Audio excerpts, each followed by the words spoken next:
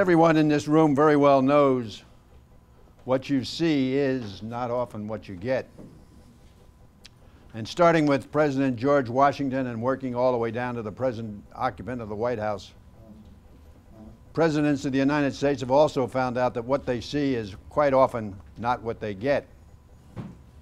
And that disappointment has led them in many cases to have second thoughts, title of the book, especially when it comes to nominating a Supreme Court justice.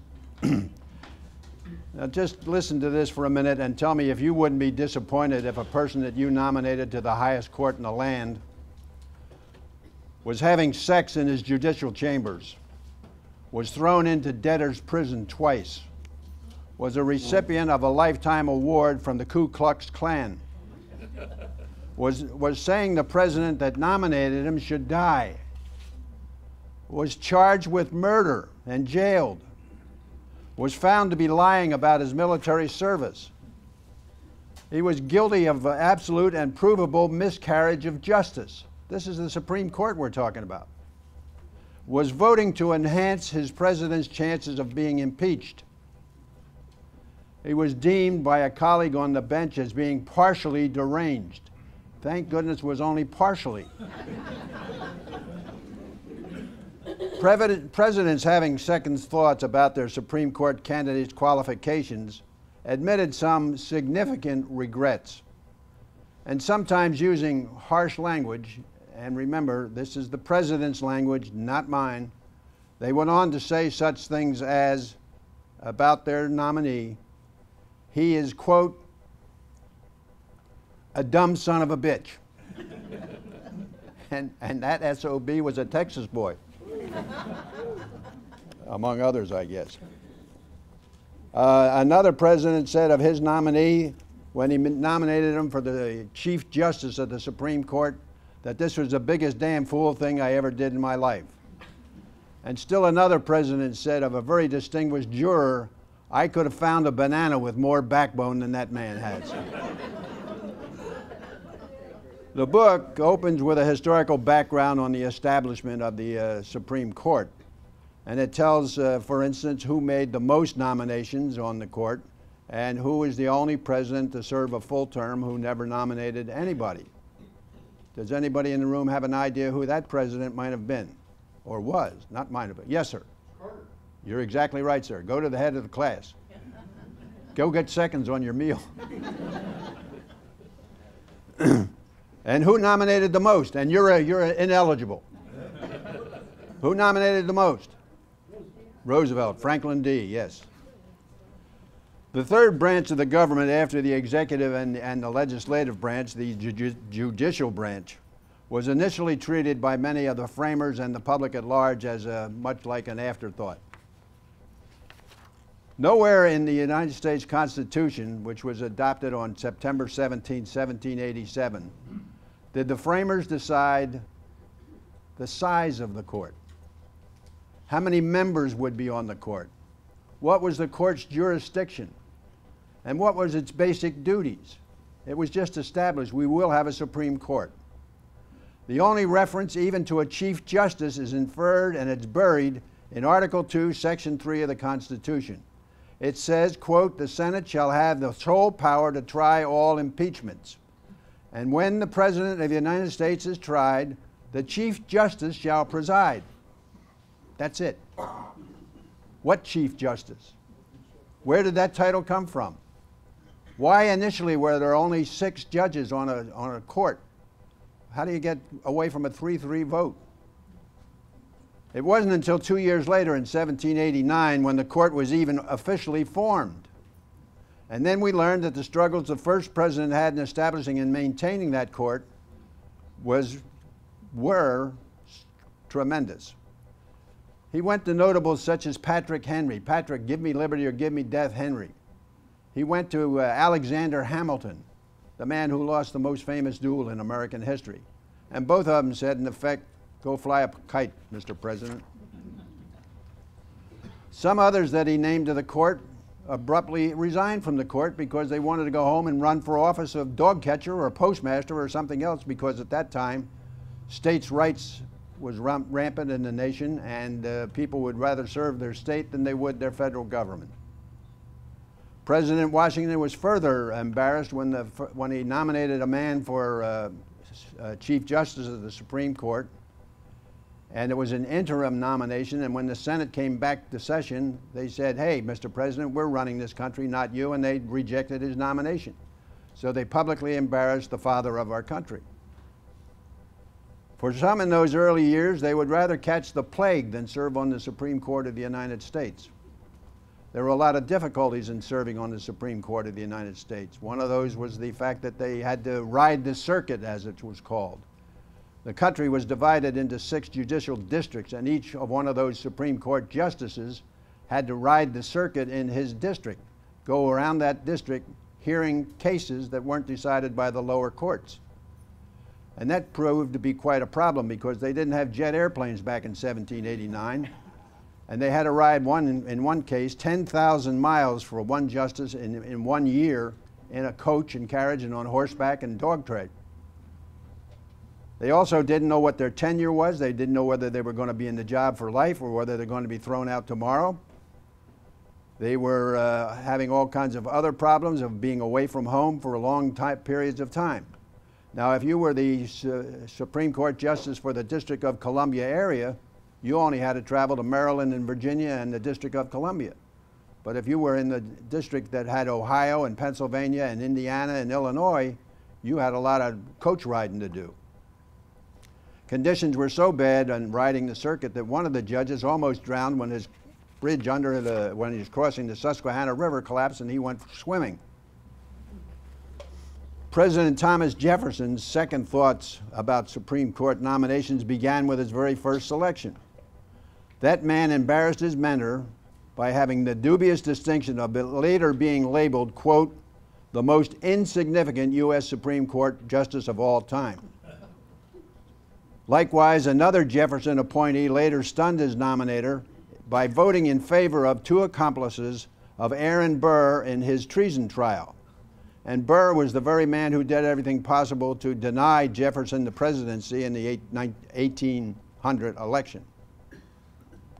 Jefferson's successor, President James Madison, had 5 Supreme Court appointments.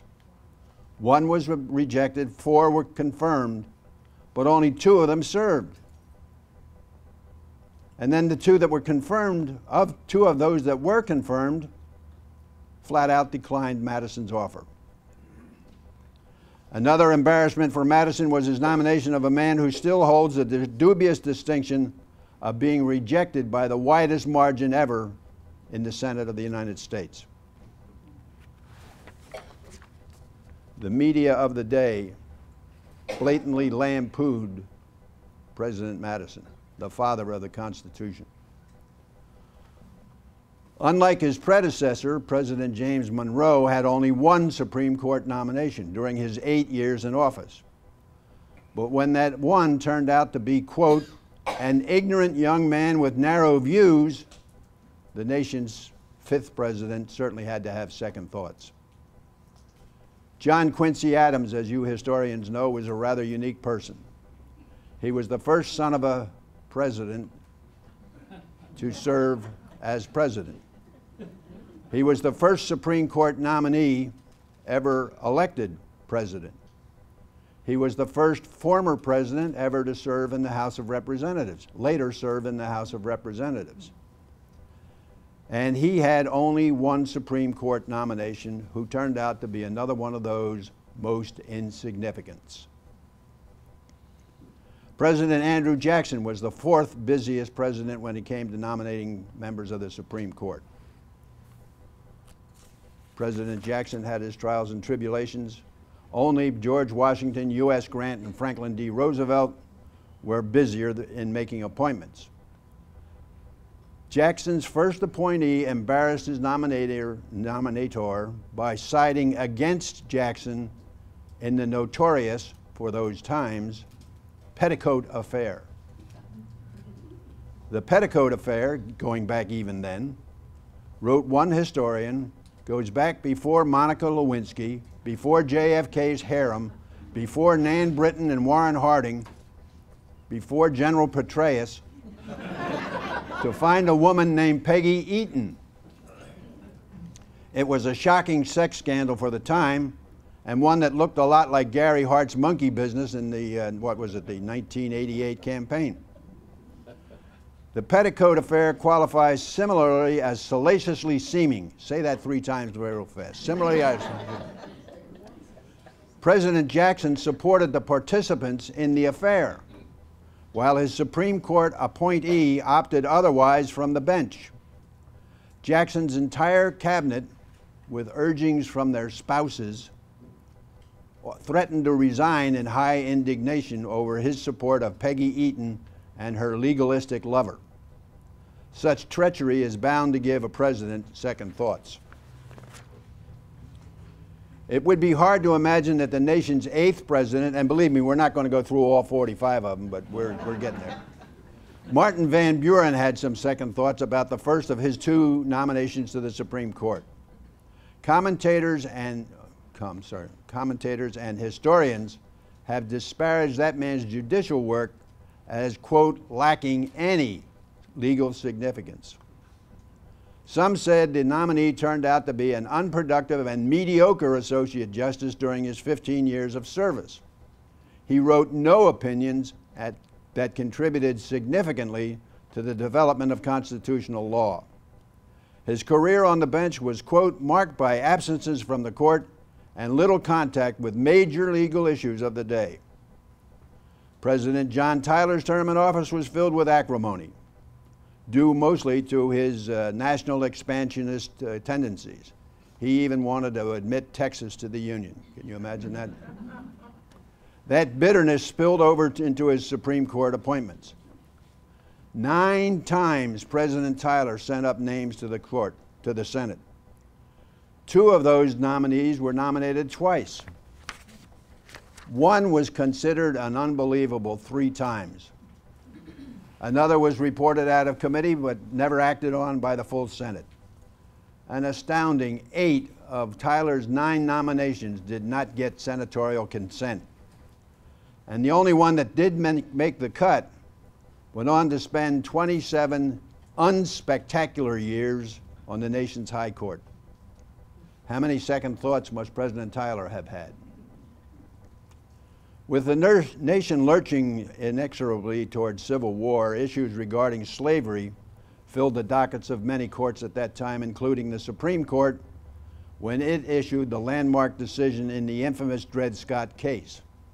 The court voted 7-2 in favor of an opinion that said, quote, our founders believed that Negroes were beings of an inferior order and altogether unfit to associate with the white race, either in social or political relations. President Millard Fillmore was pleased with that decision. At least he was until he found out that one of the 2 people who voted against it were his appointees. That gave Fillmore a fill of second thoughts.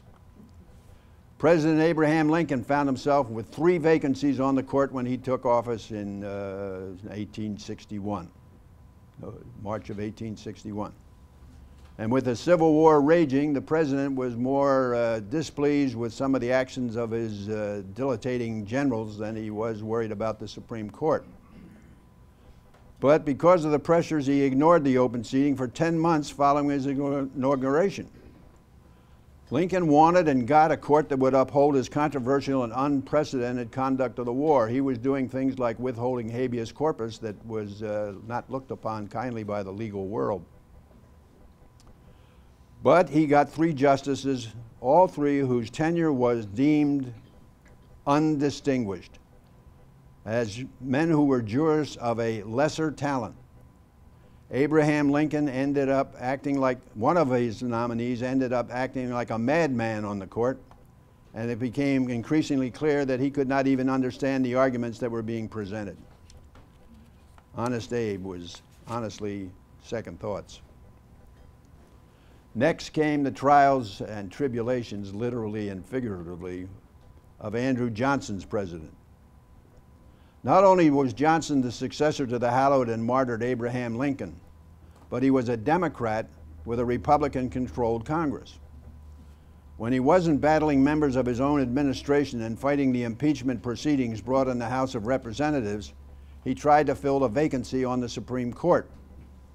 What he got was a spiteful Congress that enacting a new judicial statute that reduced the size of the court from 10 members to 6.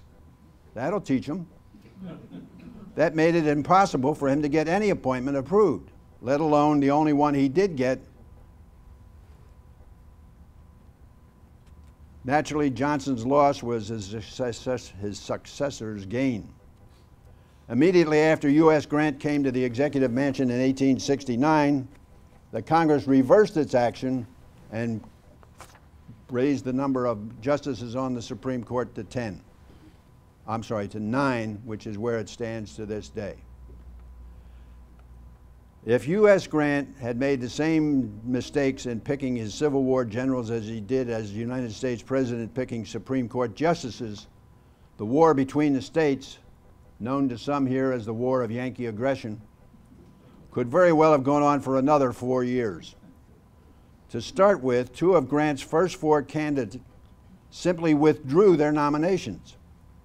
And to top things off, the 4th candidate committed one of the most egregious acts in the history of American jurisprudence.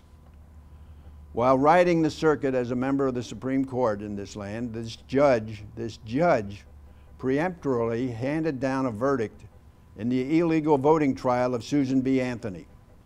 He ruled her guilty and dismissed the jury even before the jury got the case. He just reached into his robes and pulled out a verdict and said, "You're dismissed." This is a judge of the Supreme Court. It is truly amazing, in another case, the troubles that U.S. Grant had filling just one Supreme Court post. Listen to this. Grant offered the post of Chief Justice to 1, Senator Roscoe Conkling of New York, an old political ally. Conkling turned it down. Sitting Associate Justice Samuel Miller was considered but not approved. Still another Associate Justice, Noah Swain, was also considered. Yet another sitting Justice, Joseph Bailey, was likewise considered but likewise unconsidered. Grant then had a brilliant idea. He decided he wasn't going to give the post to a sitting justice. Senator Timothy Howe of Wisconsin was offered the post. He said no. And then the post was offered to Senator Oliver Morton of Indiana. He turned it down. Secretary of State Hamilton Fish also turned down the post because he felt he was not qualified. Personal friend, that is crony, Caleb Cushing was offered the Chief Justice post if he would agree to resign because of international implications before Grant left the office. That fell through and the rest of Grant's cabinet objected. U.S. Attorney General George Williams was nominated, but he was denied by the Senate. Cushing again was suggested, and this time without strings, but he failed again. Finally, Morrison Waite made it through the process. At least 10 times, U.S. Grant tried to get a Supreme Court justice nominated and failed 9 of them. President Rutherford B. Hayes sent a name to the Senate for confirmation, and the upper house granted its 39-8 vote of approval.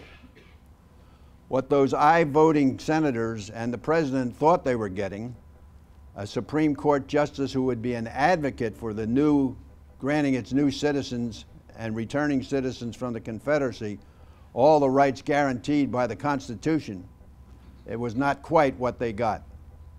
While serving on the lower courts, this justice-to-be had been a strong advocate for rights granted African Americans by the 14th Amendment to the Constitution. It gave the freed people citizenship and relief from state discrimination. However, after officially joining the Supreme Court, some of that justice's subsequent decisions were seen to be diametrically opposed to those he held as a circuit judge. As a Supreme Court justice, he voted with the court's majority in striking down the Civil Rights Act of 1875. What you see is not often what you get. In another case, this same justice struck down the anti-Ku Klux Klan Act of 1871 on the flimsy grounds that it was a state problem, not a national problem. The justice's muddled judicial philosophy had to cause Rutherford B. Hayes to have some second thoughts. Chester A. Arthur, who succeeded to the executive mansion after President James Garfield was assassinated, was another chief executive who wanted a political kingmaker to serve on the court. In these days, when we think of political kingmakers, we think of bosses like Frank Hague of New Jersey, Richard J. Daley Sr. in Illinois, Huey Long in Louisiana, William H. Boss Tweed in New York, James Michael Curley in Massachusetts, who was elected mayor in Massachusetts while he was in jail. President Arthur's man was one of those type of bosses. As a matter of fact, Chester A. Arthur owed his presidency to financial help from this particular New York boss. The new president tried to repay his political debt to the New Yorker by nominating him to the court. The nomination was confirmed by a strong 39-12 vote in the Senate. But before the president could congratulate his newly confirmed Supreme Court justice, his newly confirmed Supreme Court justice gave yet another president a second thought. He simply said thanks but no thanks and walked off. He declined to serve, leaving another president with egg on his face. On May 19th in 1896, the Supreme Court again ruled, as it did 4 decades earlier, that some of America's citizens were less equal than others. That was the notorious Plessy versus Ferguson decision. President Grover Cleveland was appalled by the court's decision, and even more so, with 3 of the justices he nominated to the court, then voted to sanction what became known as separate but equal conditions among the races. President Cleveland had another dose of embarrassment with his second term when he went head-to-head with an adversary in the Senate. In the ensuing power struggle, the president came out red-faced. Senator David B. Hill was an upstate New York party boss, big-time patronage purveyor, and a one-time challenger and sore loser to Cleveland for the presidency. Cleveland's Supreme Court nominee to serve on that court had been impeccable in his qualifications for almost any legal or government office. But he also happened to be another political enemy of the infamous Senator Hill. Using his prerogative of the so-called senatorial courtesy, wherein any senator can, in effect, blackball a presidential nomination to the Supreme Court, Senator David Hill did just that. The nomination died in committee. But the President Cleveland already sent the rejected candidates right back to the Senate. And once more, Hill's senatorial courtesy, not very courteous, sent the nomination right back to Cleveland, the president, not the city. This time it was a rejection by the full Senate. But President Cleveland was in no mood for backing off, and neither was Senator Hill. The test of wills continued when Cleveland sent up yet another name, one who was unfortunately another New Yorker. The candidate was also rejected. Despite Hill's spiteful influence, the Senate again rejected a nominee on the senatorial courtesy basis. It took a long time, but President Cleveland finally got the message. At the same time, he also got a measure of revenge, because what he did was take the New York seat away from New York and put it in Louisiana. On December 16th, 1887, President William McKinley nominated an Associate Justice of the Supreme Court, and McKinley could not possibly have been ready for the firestorm that nomination brought forth. The press of the day was brutal and unrelenting. The newspaper charges said the nominee was, sit back, unqualified for any place in the judicial system. He was unfit, he was slow and incompetent, he was a man of confused ideas, his record on the bench is disgraceful, was a small man in every sense, was not of mental caliber, was the tool of corporations, and he was unfit by reason of a lack of learning. Wow. It wasn't only the newspapers that were piling on. Fellow members of the bar got their 2 cents worth. One petition from Oregon said McKinley's nomination was, quote, unfit and not qualified for any judicial place of importance, much less for the highest court in the land. Another petition signed by many prominent lawyers accused the nominee of being, quote, slow and incompetent. He is a man of confused ideas, and his record on the bench is disgraceful. Hardly what you'd call a ringing endorsement. Imagine how President McKinley must have felt reading all that about his choice for a Supreme Court justice. McKinley's successor, Vice President Theodore Roosevelt, was called a mad messiah and that damn cowboy. He made trust busting his activist program to reduce the control of big business over the U.S. economy and its workers. Roosevelt then nominated one of history's most respected jurists for a seat on the Supreme Court. That justice in turn quickly voted against TR in what TR called one of the greatest achievements of my administration. After suffering that bitter disappointment, the president blasted the justice by saying again, I could carve a banana out of it with more backbone than that justice. Now there is a second thought. One of President Woodrow Wilson's 3 Supreme Court appointees was a strong Wilson supporter in the 1912 election. Wilson was satisfied that this man would stand up to what he called the Mr. Biggs. History would prove President Wilson to be utterly wrong. The new justice would become, quote, universally and justifiably regarded as all but a total on-bench failure. He quickly became, by all accounts, the most boorish and bigoted member of the court. He was intolerant of others' views, and he was an anti-Semite. He made no secret of his anti-Semitism by refusing to speak with fellow Justices Louis Brandeis and Benjamin Cardozo because they were Jewish. Calvin Coolidge was perhaps the most conservative president ever to sit in the White House. He nominated a man for the court who was a bulldog in his effort to prosecute a then-sitting U.S. senator for actions taken during the previous Warren G. Harding administration. Calvin Coolidge was a stubborn law and order man who must have later asked himself why he nominated a man who was considered too liberal for the Supreme Court, even by Calvin Coolidge's White House successor, Herbert Hoover. Many wanted to know why Coolidge picked a man who the court's own Chief Justice, William Howard Taft, feared was not sufficiently conservative. Why did he nominate a man who could not be defined by the media in other terms than a liberal conservative or a conservative liberal? Why pick a candidate justice who, even before Coolidge's White House seat went cold, succumbed to his Democratic colleagues on the bench? President Herbert Hoover had some reservations about nominating a Chief Justice of the Supreme Court. But Hoover felt he had some political pressure, and he did what all politicians do. He compromised.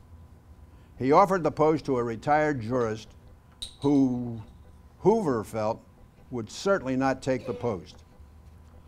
Ultimately stunning the president, the jurist accepted the nomination. Hoover's second thoughts in this case started when he later called one of his 4 Supreme Court nominees a, quote, son of a bitch. Hoover may have been the first to describe a disappointing nominee as a son of a female dog, but as we shall see later, there were others. With more years in the White House than any person in American history, Franklin Delano Roosevelt naturally had ample opportunity to name Supreme Court justices. He started right off with an embarrassment when he named the first of his 8 appointees. Trouble was, that was the man who was later exposed as an honored member of the Ku Klux Klan. Another of FDR's nominees was a Roosevelt confidant and an influential voice since FDR's days as governor of New York. It didn't take long for FDR to have second thoughts about that nomination. Despite his liberal leanings, the appointee soon became the court's most outspoken advocate of restraint. Obviously, with much chagrin for President Roosevelt, his nominee veered to the right on the bench. That was not a good thing for Roosevelt, for anybody to veer to the right. According to a later member of the court, a fellow by the name of Tom C. Clark from Texas, Mr. Roosevelt thought the judge was going to be a flaming liberal. He turned out in many areas to be a rank conservative.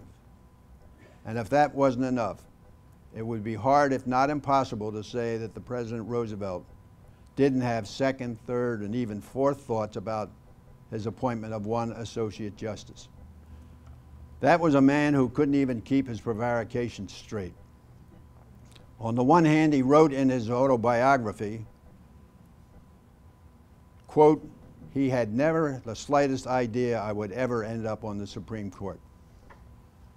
But then in his diary he had written, being on the Supreme Court always has been my ambition.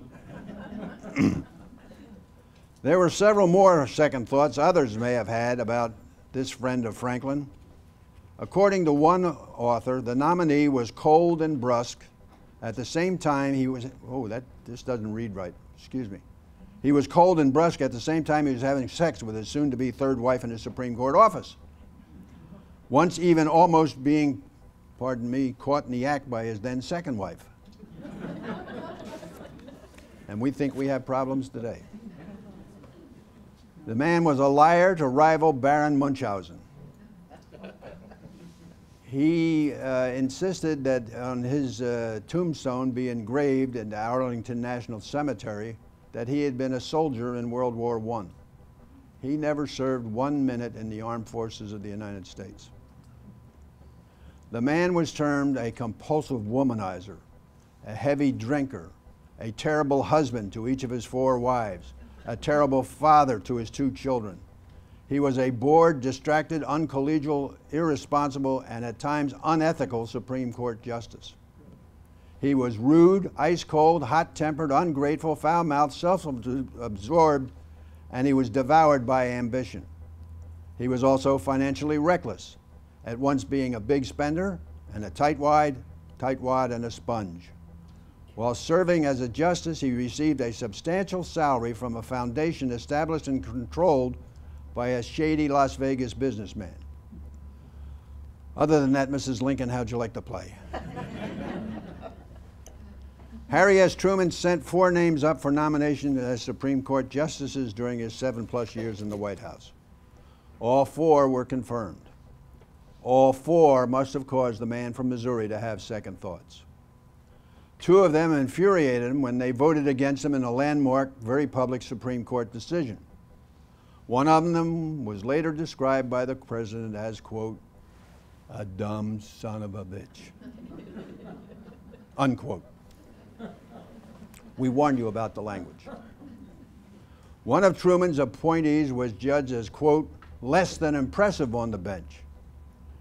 He was the man who gave the bulk of his opinion writing to his clerks and who showed no great appreciation for constitutional law. His even greater sin as a Truman appointee was that he, quote, generally voted conservatively. A 4th nominee was said to have transformed from a New Deal senator to almost a reactionary judge. President Truman's entire group was cited by one legal scholar, Lawrence H. Tribe, perhaps the least distinguished group of appointments made by any president in this century, unquote. Yet another slammed Truman's appointment as Chief Justice in that poll of experts. They cited him as one of 8 failures and the only Chief Justice to be so categorized. It has been reported, often erroneously, that 5-star General Dwight D. Eisenhower owed his 1952 presidential nomination at the National Republican Convention to a man he later nominated as Chief Justice of the United States Supreme Court. In believing the man was a liberal conservative, Eisenhower was hoping the new Chief Justice would be a middle-of-the-roader. Ike was hoping to restore some harmony among the warring factions then rampant on the court. It didn't take long for the world's most famous soldier since Julius Caesar to realize he had made a tactical mistake on the battlefield of jurisprudence. The planner of D-Day's tremendous ultimate victory in Europe in World War II saw his strategy for judicial restraint go down the ignominious defeat rivaling that of Napoleon at Waterloo. Hoping he had nominated a moderate conservative, he ended up with what proved to be an unabashed liberal. His Chief Justice pushed for and won a program of liberal judicial activism that never in his wildest dreams were expected by the man who appointed him. The court's rulings included, among other, Brown versus Board of Education, ruling that state law denied black children equal education. Loving versus Virginia, ending all race-based legal restrictions on marriage. Engel versus Vitale, that made it unconstitutional for state officials to compose an official school prayer. Miranda versus Arizona, and we all know about the Miranda rights. Ike was surprised, to say the least. And it's quite hard, in looking back, to imagine Lyndon Johnson ever had a second thought about anything. But his plan to nominate a crony as another Chief Justice backfired. It backfired because some saw the candidate as a man of great abilities and strong convictions, but few, if any, principles. What surely must have bothered LBJ was that his man ultimately earned the sobriquet Dishonest Abe. Ultimately, that candidate was forced to withdraw his candidacy following revelations of several perceived and/or actual financial scandals. We won't go into the lengthy litany of litigation in the Watergate scandal, but let it be noted that the final outcome thereof was President Richard M. Nixon's resignation from office.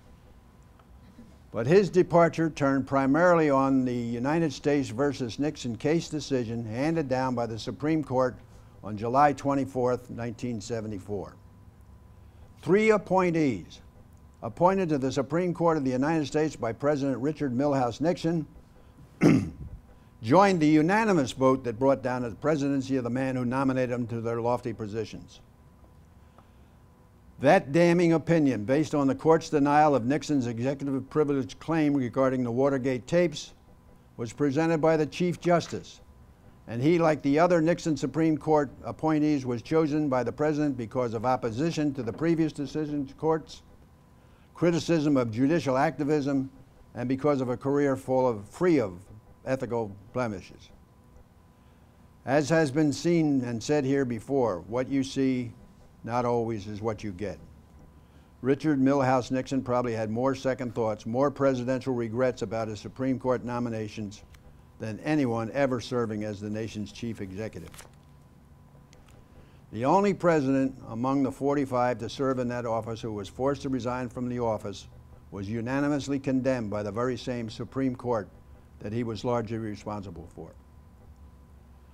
The book, Second Thoughts, ends with the Nixon Saga. The book covers almost all of the presidential regrets arising from some 160 official nominations sent to the Senate over the nation's 225-year history. And it covers some others who never even made it that far. None of the events that caused presidents to look back ruefully on living Supreme Court candidates or their mentors are covered in this book. And contrary to some people in this room, that is not because the writer is afraid of being forced to appear before the United States Supreme Court. As Frank Sinatra sang in his mega hit, My Way, almost every single American president, when it came to nominating Supreme Court candidates, may have joined Frank in lamenting, regrets, I've had a few. I'm not going to sing it. You can relax. So now I want to thank you for having me here with you today. And if you have any questions, I'll try to answer them. And if you have any interest, we might sell you a book when you go, before you go home.